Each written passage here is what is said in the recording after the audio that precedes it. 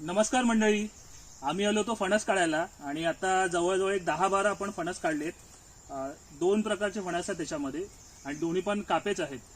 तर हा फणस आहे ना, तो हा मेच्या एंडिंग पर्यंत किंवा मेच्या मिडला पिकायला स्टार्ट व्हायचा, पण आता 2 ते 3 वर्षापासून असं झालंय ना, क्लायमेट चेंजमुळे म्हणाल किंवा आता हा जनरली जुलैच्या एंडिंगमध्ये किंवा मग जूनच्या एंडिंगला पिकायला जातो आणि ऑलमोस्ट ऑगस्टपर्यंत ह्याच्यावरती फणस असतात।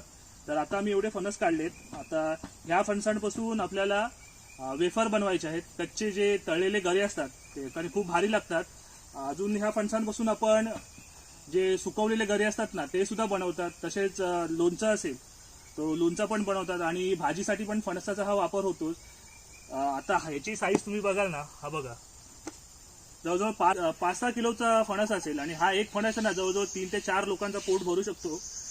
एवढ्या साईजचा फणस आहे आणि या फणसाच्या झाडाचे दुसरे पण खूप सारे फायदे आहेत। म्हणजे फणसाचा जो लाकूड आहे तर तो लाकूड मजबूत असतो आणि तो फर्निचरसाठी असेल किंवा मग घरासाठी पण यूज करतात। तसेच हा फणसाचा जो पाला पडतो, पालापाचोळा असेल, पातेरा, तर तुम्ही इकडे खाली बघाल, हा कुजल्यामुळे ना ही जमीन झाली आहे, ती जमीन एवढी भुसभुशीत झाली आहे ना आणि गांडूळ तयार होतात जमिनीमध्ये। तसेच बायोमॅस पण खूप मोठ्या प्रमाणात तयार होतो। त्यामुळे फणसाच्या झाडाचे हे पण फायदे आहेत। त्यामुळे शक्य असेल तर तुम्ही फणसाची झाडं लावू शकता, तुमच्याकडे जागा असेल तर। आपला तर हे अन्न आहेच, पण ह्याच बरोबर आता ह्याच्यावरती पण बघा किती भरपूर सारे फणस अजून शिल्लक आहेत। आपण सगळेच काय काढले नाही, काही आहेत ते पक्ष्यांसाठी किंवा मग प्राण्यांसाठी पण आपण ठेवून दिलेत। कारण माकडांचा पण हा खाद्यच आहे, अन्नच आहे। माकड असेल, खार असेल किंवा मग जो शेकरू आहे, त्या लोकांचा पण हे अन्न आहे। तर असा हा फणस उपयोगी आहे।